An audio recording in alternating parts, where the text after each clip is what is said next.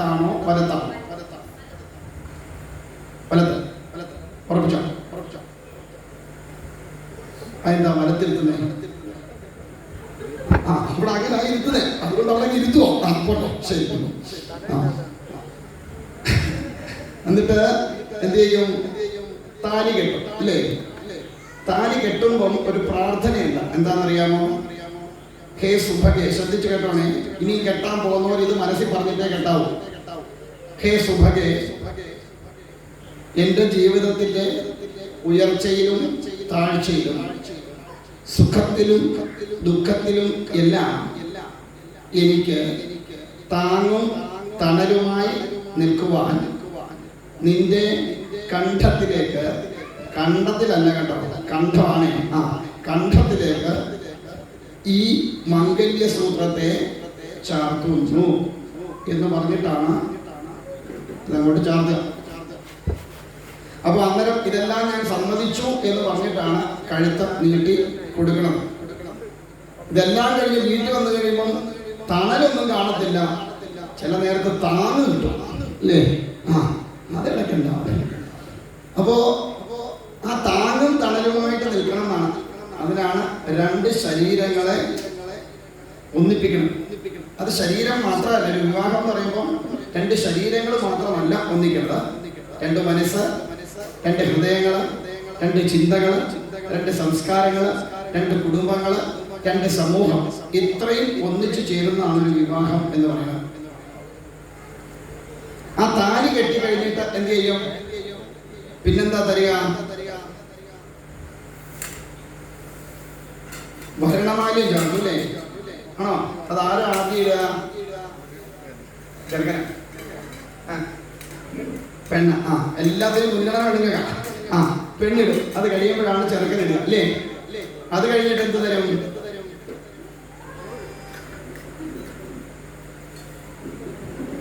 ഈ ഭരണമാല്യം ചേർത്ത് താലി കെട്ടി കഴിഞ്ഞാൽ പിന്നെന്താ? പിന്നെ അതായത്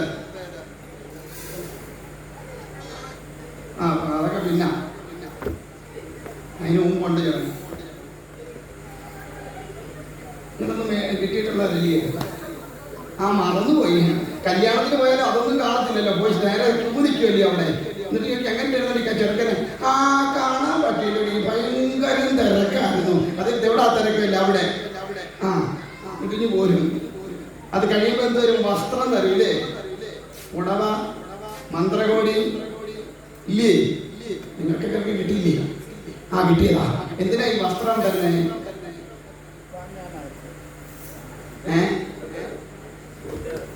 ഉടുക്കാനാണെന്ന് എനിക്കറിയാം. അതിന് ആദ്യം എന്തിനും അവിടെ വെച്ച് തന്നെ വസ്ത്രം എന്തിനാ തരുന്നതെന്നാ ചോദിച്ചത്. ഒരു പെണ്ണിനെ സംബന്ധിച്ച് അവർക്ക് ആദ്യം എന്താ വേണ്ടേ? ഉടുക്കാനുള്ള തുണി, നാണം മറയ്ക്കാൻ വസ്ത്രം വേണം. അതിനാ വസ്ത്രം ആദ്യം തരുന്നത് കേട്ടോ. പിന്നെ ഞാൻ സംരക്ഷിച്ചോളാം, അതിന് അത്യാവശ്യം നിനക്ക് വേണ്ടത് നാണോ മാനം. ഇപ്പോഴത്തെ കാര്യം ഇപ്പം തുണി മേടിച്ച് അവിടെ ഇവിടെ എല്ലാം തുളയിട്ട് നടക്കുന്നത്. അതുകൊണ്ട് ഇപ്പം അധികം തുണിയുടെ ഒന്നും ആവശ്യമില്ല. പണ്ട് അങ്ങനെ അല്ലായിരുന്നു. ഇപ്പം എവിടെയൊക്കെ തുളയിടാമോ അവിടെ എല്ലാം തുളയിടും. പണ്ടൊക്കെ കാശ് കൊടുത്ത് തുണി മേടിച്ചിട്ട് തുന്നി ഇടുമായിരുന്നു. ഇപ്പം കാശ് കൊടുത്ത് തുണി മേടിച്ച് തുളച്ചു. ഇപ്പം അങ്ങനെ ആണും പെണ്ണും എല്ലാം അങ്ങനെ തുളയാ, മൊത്തം തുളയാ. എവിടെ നോക്കിയാലും തുളയാ. അങ്ങനെ ഇട്ടോണ്ടാ ഇപ്പം. പോട്ടെ, അതവിടെ നിൽക്കട്ടെ. അപ്പോൾ നാണം മറിക്കാൻ വസ്ത്രം കൊടുത്തു. അത് കഴിയുമ്പോൾ എന്താ ചെയ്യുക? പെണ്ണിന്റെ അച്ഛൻ എന്ത് ചെയ്യും? കൈ പിടിച്ചു കൊടുക്കും. അന്നേരം എങ്ങനെ കൈ പിടിച്ചു കൊടുക്കുന്നത് കണ്ടിട്ടുള്ളത്?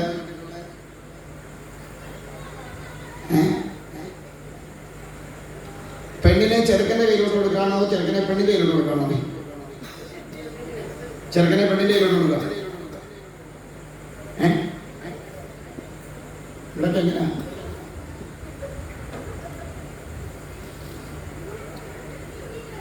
എങ്ങനെ കൊടുക്കുന്നത്? ചെറുക്കന്റെ കയ്യിലോട്ട് കൊടുക്കണോ പെണ്ണിന്റെ കയ്യിലോട്ട് കൊടുക്കണം? ചെറുക്കന്റെ കയ്യിലോട്ട് കൊടുക്കും. അന്നേരം ചെറുക്കന്റെ കയ്യിലോട്ട് കൊടുക്കുമ്പോൾ എന്തോ കാണും അവിടെ? ഇടയ്ക്കൊരു സാധനം കാണും.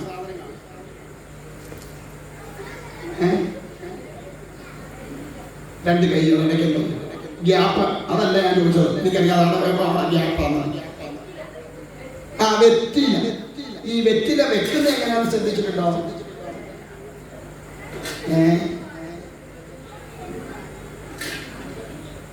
ശ്രദ്ധിച്ചിട്ടുണ്ടോ? ഇവിടെ കാണാൻ വെറ്റില കൊണ്ടുവരണം തരാൻ ഇല്ല.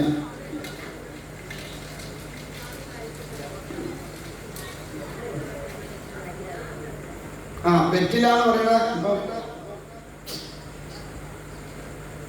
വെറ്റിലയുടെ അഗ്രഭാഗം ഇവിടെ ശ്രദ്ധിക്കാൻ അറിയണമെങ്കിൽ ഇവിടെ ശ്രദ്ധിക്കാം.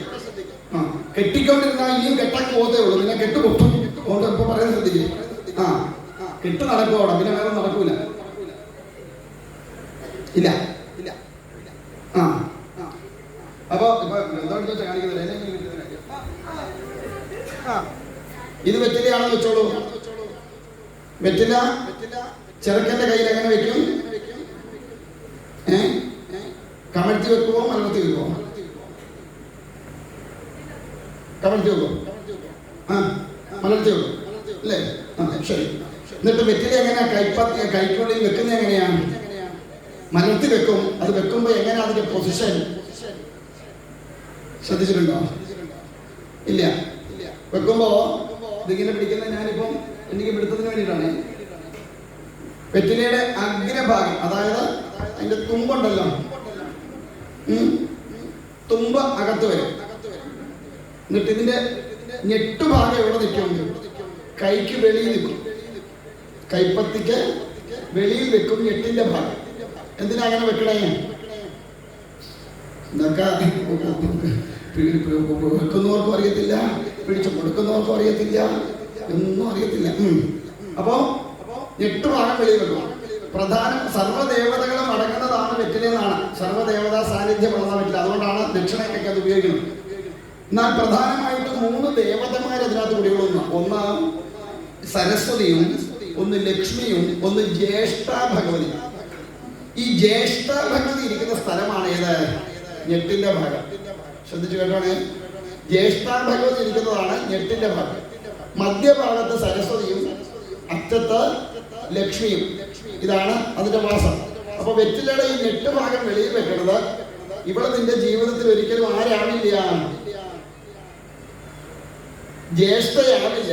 ജ്യേഷ്ഠ പുറത്ത് നിർത്തിയിട്ട് ലക്ഷ്മി സരസ്വതി എന്ന ഭാവത്തിൽ ഇവൾ നിന്റെ കൂടെ ജീവിച്ചുകൊള്ളും എന്ന സങ്കല്പത്തിലാണ് അങ്ങോട്ട് കൈ പിടിച്ച് കൊടുക്കുന്നത്. കൊടുക്കുമ്പോൾ ഇതോടുണ്ട്, ഇത്രയും കാലം എൻ്റെ കണ്ണിലെ കൃഷ്ണമണി പോലെ ഞാൻ കാത്തു സൂക്ഷിച്ച എൻ്റെ മകളെ രക്ഷിക്കാനും ശിക്ഷിക്കാനുമുള്ള പരിപൂർണമായ അധികാരത്തോടുകൂടി ഇന്നു മുതൽ നിന്റെ കൈകളിലേക്ക് ഏൽപ്പിക്കുകയാണ്. ഇന്നു മുതൽ നീയാണ് ഇവൾക്ക് വേണ്ടുന്നതെല്ലാം ആവും പോലെ ചെയ്തു കൊടുക്കേണ്ടത്. അവൾ പറയുന്ന പോലെ എല്ലാം ചെയ്തു കൊടുക്കാനല്ല പറഞ്ഞ്, നിന്നെ കൊണ്ടാവുന്നത് പോലെ ചെയ്തു കൊടുക്കണം. എന്നിട്ടോ അവൾക്ക് പൂർണ്ണമായ രക്ഷയും ഒരുക്കണം എന്ന് പറഞ്ഞുകൊണ്ട് അങ്ങോട്ട് കൊടുക്കാം. അപ്പൊ ഇവിടെ സംശയം, ഈ രക്ഷിക്കാനും ശിക്ഷിക്കാനും പറഞ്ഞാൽ എന്താ അർത്ഥം? ദിവസവും വൈകുന്നേരം ഇങ്ങോട്ട് വന്ന ചുടിയടി ഇങ്ങോട്ട് നിന്നെ ശിക്ഷിക്കാൻ നിന്റെ അച്ഛൻ പറഞ്ഞു പുറകിൽ കുത്തുന്നാണോ? അല്ല. എന്താ ഈ ശിക്ഷ? തെറ്റുകളെ തിരുത്തി കൊടുക്കുക, അതാണ് ശിക്ഷ. പിന്നെ ചില സമയത്തെ കഠിനമായ വാക്കുകൾ കൊണ്ട് ചിലപ്പോൾ പറയേണ്ടി വരും. എന്നാലും എന്ത് ചെയ്യാൻ പാടില്ല? കൈയൊന്നും പൊക്കി ഉപദ്രവിക്കാൻ പാടില്ല. എന്നല്ലേ നമ്മൾ പറഞ്ഞതാണ്. അപ്പോ അങ്ങനെ പറഞ്ഞങ്ങോട്ട് കൊടുക്കും. എന്നിട്ടാണ് അഗ്നിക്ക് സാക്ഷിയായി പ്രദക്ഷിണം വെച്ച് സ്ത്രീയെ എന്ത് ചെയ്ത് നമ്മുടെ ജീവിതത്തിലേക്ക് കൂട്ടണത്. അപ്പൊ ഈ താലി എന്ന് പറയുന്ന സാധനം കണ്ട എന്തോ പോലെ ഇരിക്കും. നോർമലി പല ആൾക്കാരുടെയും വ്യത്യസ്തത ഉണ്ടാവാം. എന്നാലും ഒരു 70% അല്ലെങ്കിൽ 80% ഒരുപോലെ ആയിരിക്കാം. എങ്ങനെയാ? എന്താ താലിയുടെ ഷേപ്പ്? താലിയുടെ ഷേപ്പ് എന്താ? നെഞ്ച തൂത്തി കാണിക്കുന്നു. താലിയുടെ ഷേപ്പ് എന്താണ്?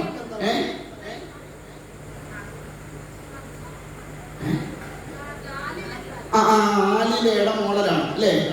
അപ്പൊ താലിക്ക് 2 ഭാഗമുണ്ട്. അതെന്തൊക്കെയാന്ന് പറയാമോ? താലിയുടെ 2 ഭാഗങ്ങള്. കഴുത്തെ കട പണ്ടേ ഒന്ന് എടുത്ത് നോക്കിയിട്ടില്ലെങ്കിൽ ഈ 2 ഭാഗം ഏതൊക്കെയാണ്?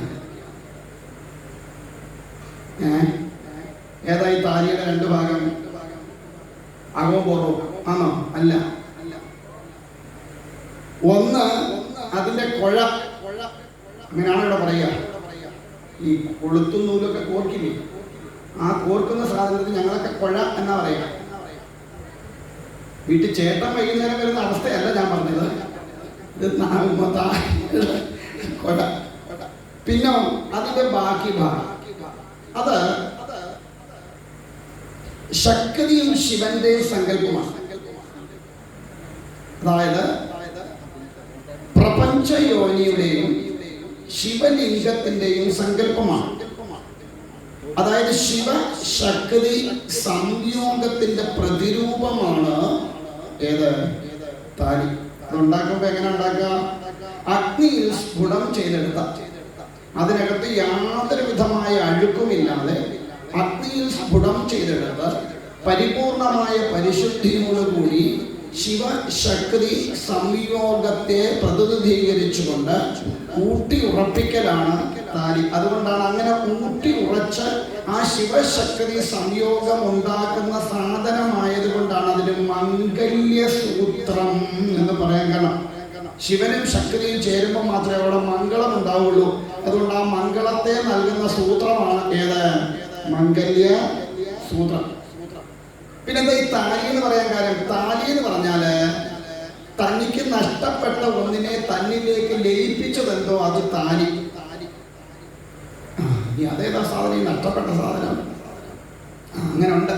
എത്ര ഈ താലി കോർക്കുമ്പോ എത്ര മുഴം നൂലെടുക്കും? എത്ര മുഴം നൂലെടുക്കും താലി കോർക്കാൻ?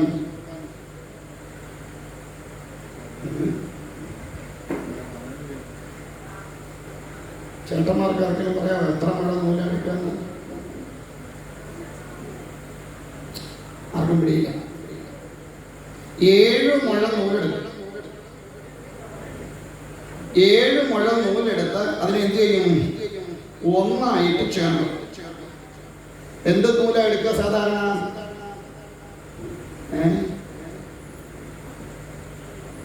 ശരിക്കും വേണ്ടത് വെള്ള നൂലെടുത്ത് അത് കൂട്ടിപ്പിരിച്ച് അതിനകത്ത് നല്ല മഞ്ഞൾ കുഴച്ച് തേച്ചുണക്കി വേണം എടുക്കാൻ. അതായത് വെള്ള എന്നത് ശാന്തിയുടെയും സമാധാനത്തിന്റെയും, മഞ്ഞ എന്നത് ഐശ്വര്യത്തിന്റെയും പ്രതീകമാണ്. അപ്പൊ ഇവര് രണ്ടുപേരും കൂടെ ചേരുമ്പോ എന്തുണ്ടാവണം? ശാന്തി സമാധാനം ഉണ്ടാവണം, ഐശ്വര്യവും ഉണ്ടാവണം. അതിനാണ് അങ്ങനെ ചേർക്കുക. എന്തിനാ ഈ 7 മുഴം എന്ന് ചോദിച്ചാല് 7 ജന്മത്തിന്റെ സങ്കല്പം. അതായത് ഒരു പുരുഷനും സ്ത്രീയും കൂടി 7 ജന്മത്തിന്റെ ബന്ധമുണ്ടെന്നാണ് പറയുന്നത്. അത് ജാതകം നോക്കുന്നവർക്ക് അറിയാൻ പറ്റും എത്രാമത്തെ കൂട്ടിമുട്ടലാണിത്, ഇനി എത്ര കാലമുണ്ട് എന്നൊക്കെ. പിന്നെ അതുപോലെ പണ്ട് കാലത്ത് ഈ താലി ഉണ്ടാക്കുന്ന ആൾക്കാരുണ്ടായിരുന്നു. അത് ഈ താലിയൊക്കെ ഉണ്ടാക്കുമ്പോൾ അതിന് ആരെയാണോ നിയോഗിക്കണത് അദ്ദേഹത്തിന് കൊണ്ടുവന്ന് വസ്ത്രവും വെറ്റിലയും അടയ്ക്കയും പുകലയും ഒക്കെ കൊണ്ടു കൊടുത്ത് കഴിയുമ്പോൾ അദ്ദേഹം സ്വീകരിച്ചു കഴിഞ്ഞാൽ വ്രത അനുഷ്ഠാനത്തോടു കൂടിയാണ് പിന്നെ താലി ഉണ്ടാക്കുക. അത് താലി ആ പിന്നെ എന്താ പറയാ, ആ സ്വർണം ഊതി കുമളയാക്കി വരുമ്പം അവർക്കറിയാം എത്ര കാലം ഇത് നിലനിൽക്കും ഈ ബന്ധം എന്ന് അവർ കൃത്യമായിട്ട് പറയും. പണ്ട് കാലത്താണ്, ഇപ്പോൾ ഉള്ളത് എനിക്ക് അറിഞ്ഞുകൂടാ. ഇപ്പം എല്ലാം നമ്മൾ കടയിൽ നിന്ന് വാങ്ങാം. ശരിക്കും താലി ഉണ്ടാക്കിയെടുക്കണം, കടയിൽ നിന്ന് വാങ്ങാനല്ല വേണ്ട. നല്ല എന്താ പറയുക, സ്വർണ്ണപ്പണിക്കാരെ ചെന്ന് കണ്ട്, അത് പണ്ട് പ്രായമുള്ളവർ ചെയ്യുമ്പോൾ അവരെ ഊതി കാച്ചി എടുത്ത് അതിന് ഇത് ചെയ്യുമ്പോൾ അവർക്കറിയാം ചിലത് പൊട്ടിപ്പോവും. അപ്പോഴേ അവരത് ഉപേക്ഷിക്കും, പിന്നെ അത് എടുക്കില്ല. അപ്പോഴേ അവർ പറയും അധിക കാലമൊന്നും ഉണ്ടാവില്ല ഈ ബന്ധം എന്നൊക്കെ പറയിച്ചിട്ടുണ്ട്, പണ്ട് കാലത്ത് പറയുമായിരുന്നു. അപ്പോ അങ്ങനെ ആ അഗ്നിയിൽ ശുദ്ധി വരുത്തി എടുക്കുന്ന, അപ്പൊ ഈ 7 തലമുറ അല്ല 7 ജന്മവുമായി ബന്ധപ്പെട്ടിട്ടാണ് ഈ 7 മുഴം നൂല്. അപ്പൊ എത്ര ജന്മത്തിലെ 7 ജന്മത്തിലെ ബന്ധം ഉണ്ടാന്നാണ് പറയുക. അപ്പൊ അതിനായി 7 മുഴം എടുക്കണം. ഇനിയോ ആ താലി ശുദ്ധമായിട്ട് സൂക്ഷിക്കണം എന്നാണ്. അതിൽ അഴുക്ക് പറ്റാൻ പാടില്ല. എങ്ങനെ അഴുക്ക് പറ്റാൻ പാടില്ല? മനസ്സ വാച കർമ്മണ അഴുക്ക് പറ്റരുത്. പറ്റിയാൽ പിന്നെ ആ താലി ഇട്ടുകൊണ്ട് നടക്കാൻ യാതൊരുവിധ യോഗ്യതയും ആ സ്ത്രീക്ക് പിന്നില്ല എന്ന് പറഞ്ഞ് ഇന്ന് പോയി ഇറങ്ങിപ്പോയി കളയരുത്. എൻ്റെ സ്വാമി പറഞ്ഞായിരുന്നു, ഒരു അഴുക്ക് പറ്റിയ ഒരു യോഗ്യതയില്ല, അതുകൊണ്ട് ഞാൻ പോവാ ചേട്ടാന്ന് പറഞ്ഞ് പോവല്ലേ, ഞാൻ പറഞ്ഞു എന്നുള്ളതേ ഉള്ളൂ. ഇതൊക്കെ പറയുമ്പോൾ ശരിയാ, പക്ഷേ അതൊന്നും നടക്കുന്ന കാര്യമല്ല. മനസ്സാ വാച കർമ്മണ എന്ന് പറഞ്ഞാൽ പിന്നെ ഭർത്താവിൻ്റെ കൂടെ പോകുന്ന പോക്കിനാണെങ്കിലും കാണാൻ കൊള്ളാവുന്നതിനെ കണ്ടാൽ എന്തോ ചെയ്യും? ഏറെയും നട്ടൊരു നോട്ടം നോക്കണം, എന്തോ അല്ലേ? തോന്നും, മനസ്സ് സ്വാഭാവികമായിട്ട് തോന്നും. പുരുഷനും തോന്നും. പുരുഷനാണോ എത്തിയപ്പോഴോ നോക്കും പെണ്ണുമ്പളെ കാണാതെ. ഒന്നും പറഞ്ഞിട്ട് കാര്യമില്ല. അപ്പോ അങ്ങനെ മനസ്സാ വാചാ കർമ്മണ അഴുക്ക് പറ്റാൻ പാടില്ല എന്നാണ്.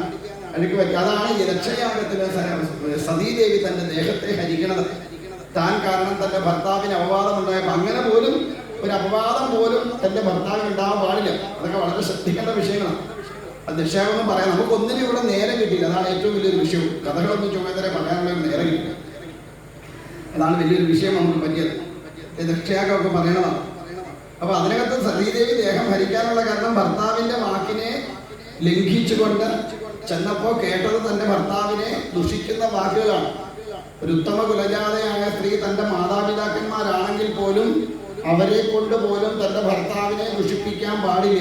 താൻ കാരണം ഒരു പരുഷമായ വാക്ക് അല്ലെങ്കിൽ ദുഷിച്ച വാക്ക് ഒന്നും ഭർത്താവിനെ കുറിച്ച് കേൾക്കാൻ ഇടവരാൻ പാടില്ല. അങ്ങനെ വന്നാൽ പിന്നെ അങ്ങോട്ട് ചെല്ലരുതെന്നാ പറയണേ. കാരണം സർവേശ്വരി പൂജയ്ക്ക് വന്നവർ എത്ര പേരുണ്ട്? കൈവക്കിക്കേ. അന്നേരം ഭർത്താവ് ആരാന്നാ ഞാൻ പറഞ്ഞത്?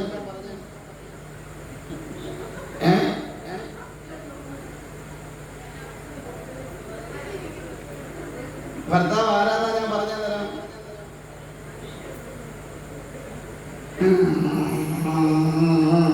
അത് അന്നേരം അല്ലേ പറഞ്ഞു.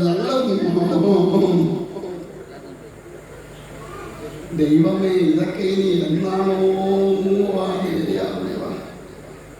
നേരെ ചൊവ്വ വന്ന് എന്നെ കൂടി ഇവര് വളച്ചു വിടുന്ന ലക്ഷ്യമാണ്.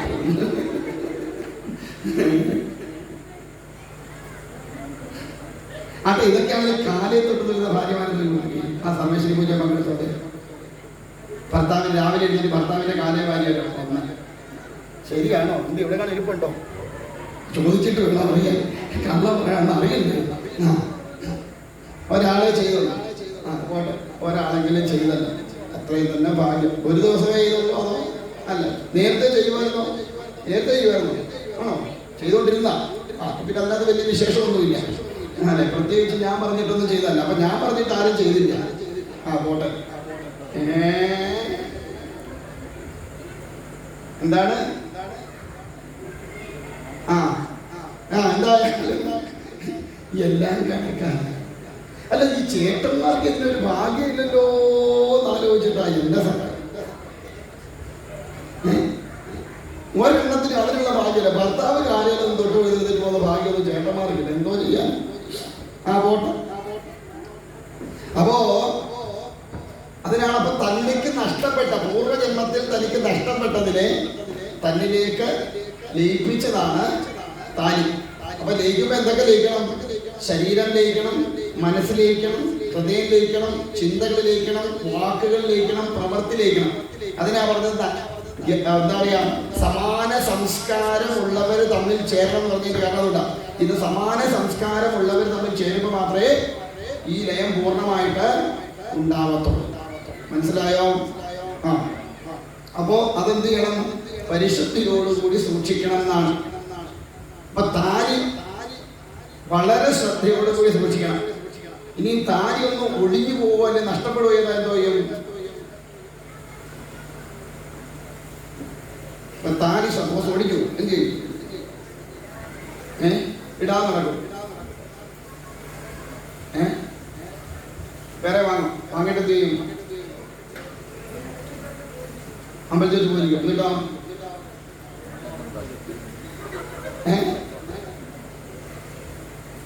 എന്നിട്ട് ആരാതിടുക?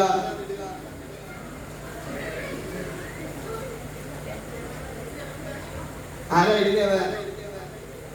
നമ്മൾ തന്നെ ഇടുക അല്ലേ? എന്നാ പാടില്ല എന്നാണ്. അത് ദേവസന്നിധിയിൽ വെച്ച് ഭർത്താവിനെ കൊണ്ട് വീണ്ടും ഇടിക്കണം. നമുക്ക് താലി കെട്ടാൻ അവകാശമില്ല. അത് പുരുഷനേ ഉള്ളൂ. അത് പുരുഷനെ കൊണ്ട് തന്നെ ചെയ്യിക്കണം. ഇനി നമ്മുടെ കല്യാണമൊക്കെ കഴിഞ്ഞു വീട്ടിലേക്ക് ചെല്ലുമ്പോൾ നമുക്ക് എന്തോ തരും?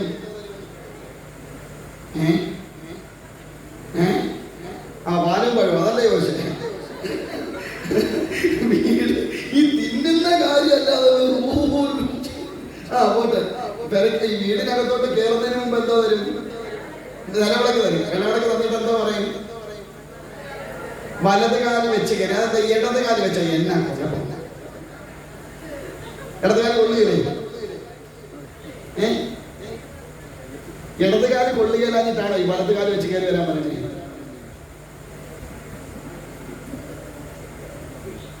ഈ വിളക്ക് തരുന്നത് എന്തിനാ? ഈ വിളക്ക് എന്തിനാ വരുന്നത്? ഇരിക്കട്ടെ, അമ്മായി അമ്മയുടെ സ്വഭാവം ശരിയല്ല, ഇത് വെച്ച് തന്നെ തലയ്ക്കൊരെണ്ണം തന്നോ, അതിനാണോ? എന്തിനാ ഈ വിളക്ക് തന്നെ കത്തിച്ചത്? എന്നാ ഇനി പറഞ്ഞുതരാം. ഈ ഗൃഹത്തില് ആരായിട്ട് ഇരിക്കണം നീ?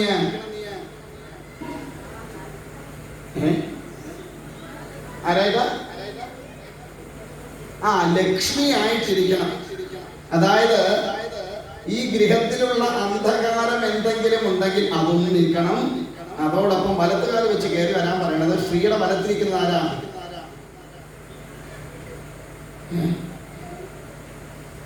സ്ത്രീയുടെ വലത്തിരിക്കുന്ന ആരാ? ഔദ്യോഗികമായിട്ട് വലത്ത് നിൽക്കുന്നത്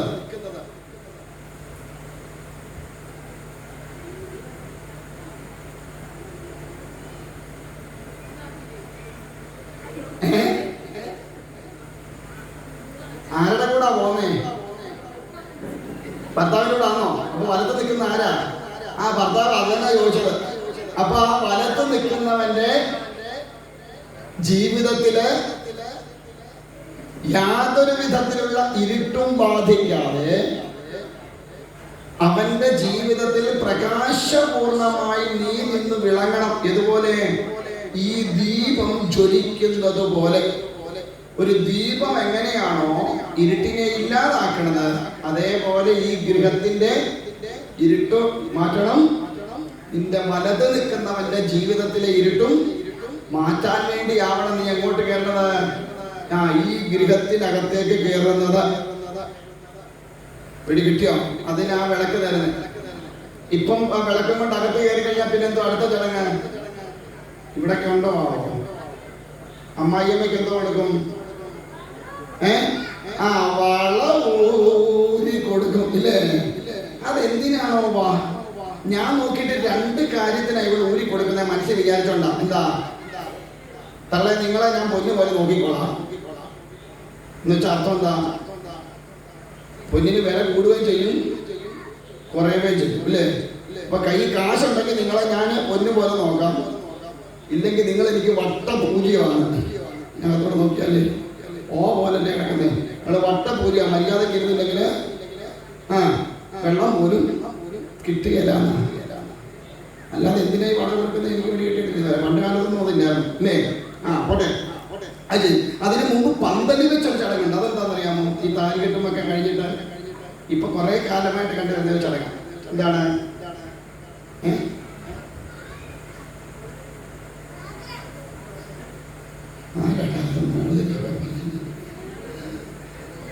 സീമന്തരേഖയിൽ സിന്ദൂരം ചേർത്തു ഇല്ലേ? ഇല്ലേ?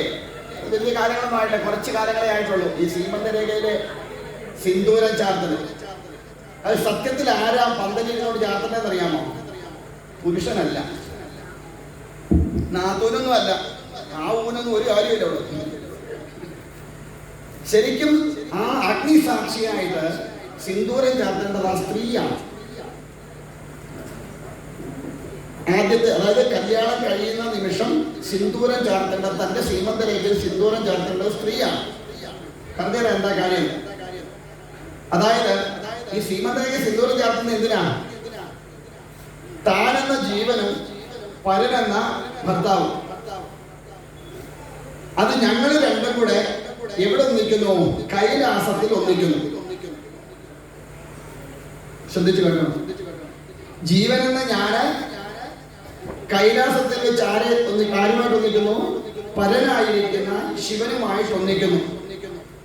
അപ്പൊ ഈ സിന്ദൂരം തൊടുമ്പോ ഇത്രയും കാലം, അതായത് ഈ മംഗല്യസൂത്രം അണിയിക്കുന്നതിന് മുൻപ് വരെ എന്റെ മനസ്സുകൊണ്ടോ ചിന്തകൾ കൊണ്ടോ വാക്കുകൾ കൊണ്ടോ ഏതെങ്കിലും തരത്തിൽ മറ്റു പുരുഷനുമായി ഏതെങ്കിലും വിധത്തിലുള്ള ഇതുണ്ടെങ്കിൽ അതെല്ലാം ഇവിടെ വെച്ച് അവസാനിപ്പിച്ച് ഞാൻ എന്ത് ചെയ്യുന്നു? ഈ സെക്കൻഡ് മുതൽ, അല്ലെ ഈ നിമിഷം മുതൽ ഞാൻ ഈ ഒരേ ഒരു പുരുഷന് വേണ്ടി മാത്രം ജീവിക്കാൻ പോകുന്നവളാണ്. അതിനായി ഞാൻ എങ്ങോട്ട് പോന്നു? ശിവനിലേക്ക് പോകുന്നു എന്ന സങ്കല്പത്തില് രജോ ഗുണപ്രധാനമായിരിക്കുന്ന കുങ്കുമം തന്റെ സീമന്തരേഖയില് ചാർത്തി. പിറ്റേ ദിവസം രാവിലെ കുളി കഴിഞ്ഞ് വന്നതിന് ശേഷം മാത്രമേ പുരുഷന് ആ സീമന്തരേഖയിൽ സിന്ദൂരം ചാർത്തുവാനുള്ള അവകാശമുള്ളൂ. എപ്പോഴാ? മോനെ മോനെ കുഞ്ഞെ, അവിടെ ഒതുക്കി ഒക്കത്തില്ല. പ്രദക്ഷിണം വെക്കാനൊക്കെ സ്ഥലം വേണം. അപ്പോൾ ഇച്ചിരൂടെ കഴിഞ്ഞിട്ടാണെങ്കിൽ നമുക്കിതൊന്ന് ഒതുക്കിയിട്ട് ഇച്ചിരി മുന്നോട്ടെങ്ങാനും കയറ്റിയിടാം. അല്ലെങ്കിൽ ആ ഇതെല്ലാം മാറ്റി വെച്ച് ഇച്ചിരൂടെ മുന്നോട്ട് കയറ്റിയിടും.